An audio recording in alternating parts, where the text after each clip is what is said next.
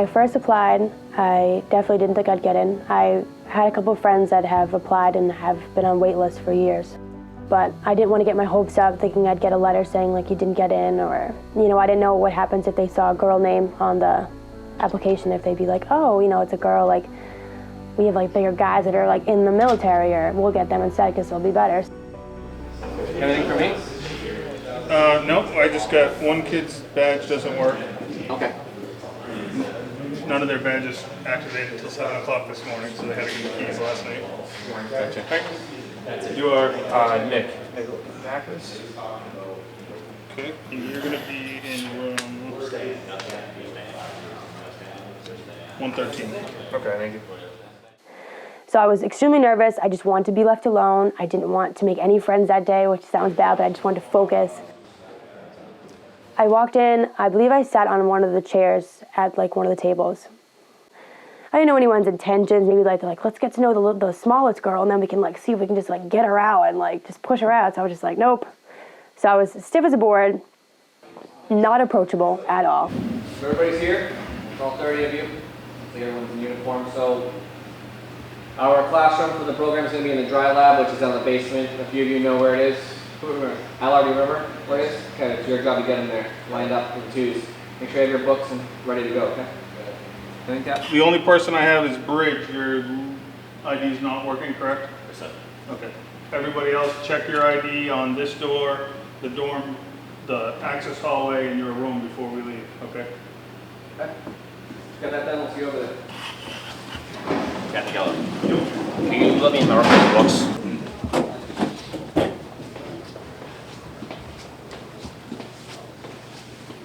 Morning.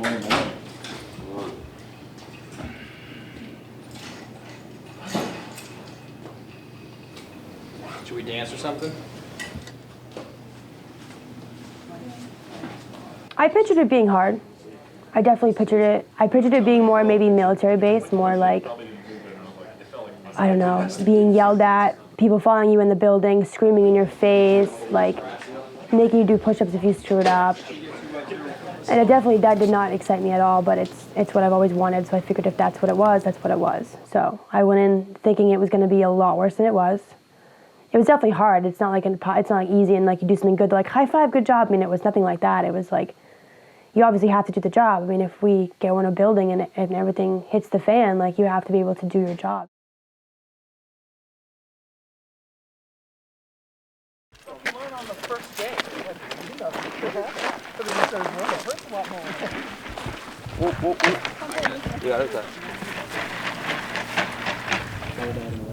Today's really just a snapshot of the recruits' fitness level today. We hope that it gives them a good indication of how they'll perform later on in the practical skills stations and days. And we also hope that they take the information and that they garner from the assessment to direct their program and help establish health and fitness goals that they can keep with them throughout their time in the Recruit Academy as well as the fire service. Where's the officer of the day? Just make sure we have everybody. Yes, sir. Okay. We utilize a system of accountability tags. This is also the similar type of system that the majority of departments utilize to make sure that they know where their personnel are on the fire ground, to understand that if something bad happens, they can account for all their personnel.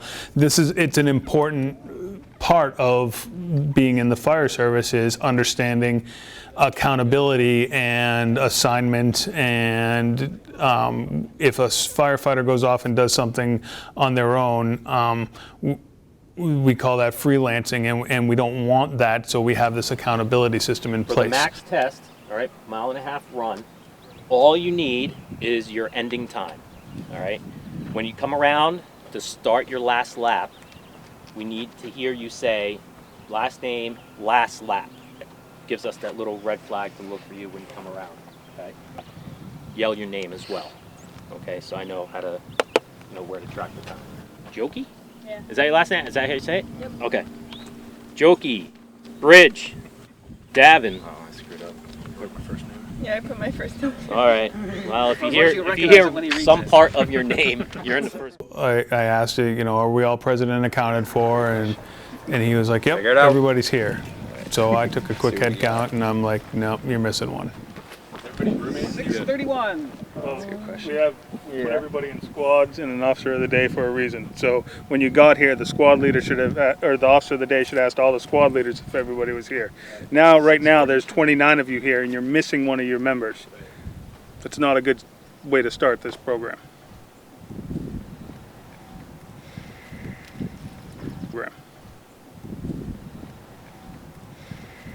Okay, you guys good to go? Yes, sir. All Pressure is on. You know the directions? All left turns. All right, test will begin in 3, 2, 1, go.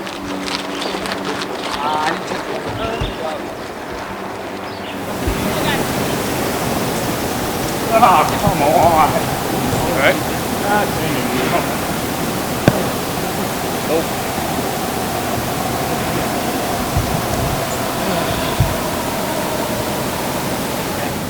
It's pretty bad. Yeah.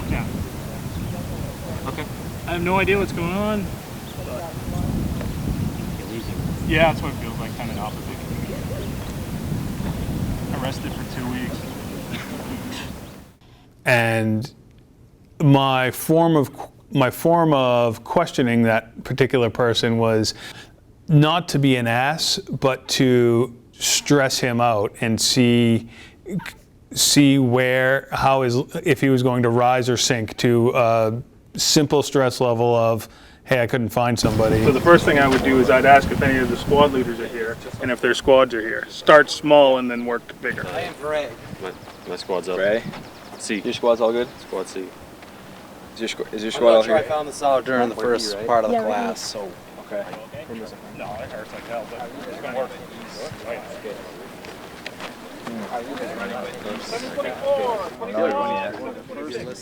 And he went back with his group. They figured it out, found the person, got them to the right location. Does everyone know if they're squad leader or not? I know we have a paper over there. If not, who had the paper? And I believe it was a learning situation. I don't believe he will ever forget how to keep par. He Okay. And then now has a deeper understanding because of that, All right. Now how important that is. And all was well.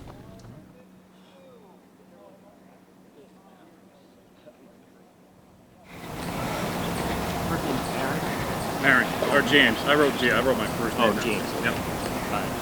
You were last, right? Just pain in the ass injury. Doesn't help having a shot up leg. I got 2 more left in me. I definitely think being the size that I am will be a challenge for me. If it's not a challenge, what's the fun of it, right? So, that's fine. I can keep up with the boys. It's going to take me a while, and I have little legs, but I'll do it. It'll be just fine. We get to the track, and we're running, and I'm in the group with Mandy, which I was like, all right, this is cool. Like, at least I know her somewhat. And I remember I was getting really tired. And it was hot. I think it was so hot. I think it was like 90 degrees. And I just wanted to stop for some water. I was just dying. I was like, this is terrible. And she could see that I was slowing down. And I was like, all right. I was pretty close to being like, all right, I just gotta like stop. I got a cramp. Like I was just done. And she was going. She could have finished that 20 minutes ago.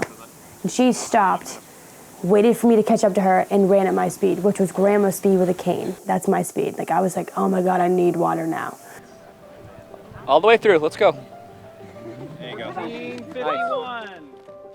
And she finished it with me. And she even said to me when we were running, she goes, we're a team, right? Like, we're all supposed to be a team, so I'm not going to just leave you here. Yeah. I said I almost didn't make it. Although she's talking with me the entire time. Teamwork. Wasn't getting left in that building by myself. Right? Teamwork, man. How about the team? Us girls gonna stay together. Got it. Or cheers. I'm gonna just choke an ice cube. I got ice, want ice?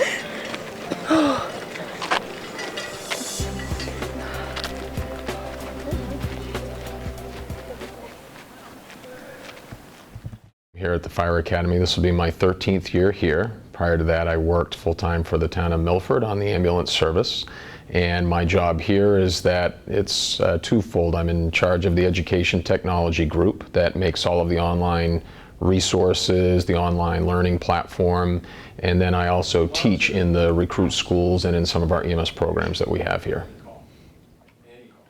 What we're learning today is the basics of first aid and CPR with the recruits. This is what I would consider to be the basic components of what they need to do in order to provide life-saving care out there. Take the gloves off. There's a few different techniques. The one that you're going to practice today, though, is grab it at the cuff, pinch that, peel it inside out so that all the contaminants... The exercise with shaving cream that we do is we're simulating what contaminants would be, such as blood or urine or feces that they would most likely run into that would be on their gloves. Smear that around, front and back. So this is our contaminants. You've gotten blood, urine, feces, whatever all over. These have to come off. You cannot get contaminants on the table, on your skin, on your neighbor. Oh yeah, don't flick the gloves Jump, either. please. Stand right up. Haven't anybody flick the gloves in, you know where they take it? How does that happen? Oh no, guys. Magellan. Nasty as hell. Oh, it's got it on your finger.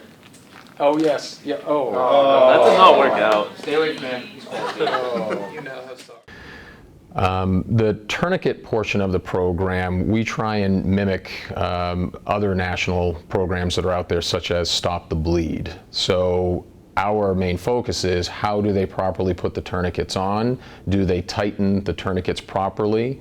Do they actually stop the bleeding? It seems like an easy concept, but most people, when they put a tourniquet on, don't actually apply the tourniquet tight enough. They're more concerned about the comfort of their patient that they're working on. So we need to get the recruits past that. We need to get them to understand that these aren't comfortable devices when you put them on. You've got to snug them up tight. You have to make sure that the bleeding stops, the circulation stops, in order to get these properly put on. And that's one of the biggest areas of concern that we have in teaching new recruits or new people how to properly apply a tourniquet. These should not be comfortable. When these are applied appropriately, they should hurt. They do. Because they're like, that hurts. Yes. But it's either that or you die. Your pick. So, this is what we're going to do. You're going to do the same thing. You're going to come in. Are you okay after your gloves are on? Nope. Check. Signs of circulation. 5-10 seconds. There is none. Bare the chest. Start CPR. This person. As part of the program and curriculum, we do cover CPR. We want them to be on that chest and compressing hard and deep as much as they can and as fast as they can. These are the concepts that we know through research and study are the most effective in pre-hospital cardiac arrest. So these are the things that we really work on with the recruits when they're in their program.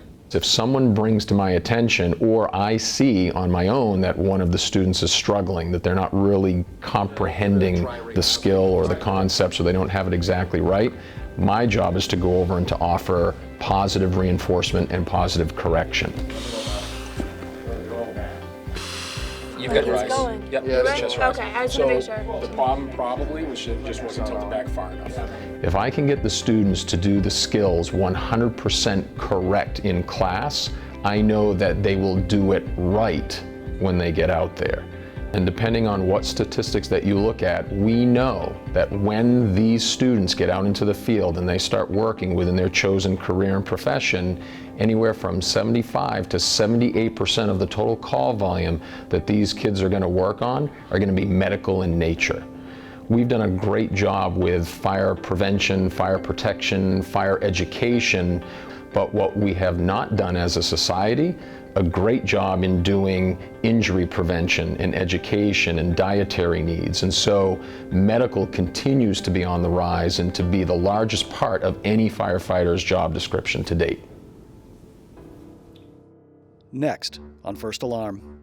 Feel what it's like to breathe with the SCBA, so it's exciting now. Ready? 3, 2, 1, go. Okay. If you're not wearing your pack right or you're not wearing your gear right, you're setting yourself up for failure throughout the rest of the operation. Okay. That's your right shoulder, right? Yeah. Find an air pack. Yes. Once you're inside there. No, I don't feel it. Get your air pack into a circle. Oh, that's so frustrating. Take your mask off. Along the way to the track field, I kind of got lost, and I still found my way though. It wasn't the greatest start to the first day of recruit school, but I mean, it could have gone a lot worse. So, What was your new nickname? My nickname is Magellan, as in Magellan the Great Navigator.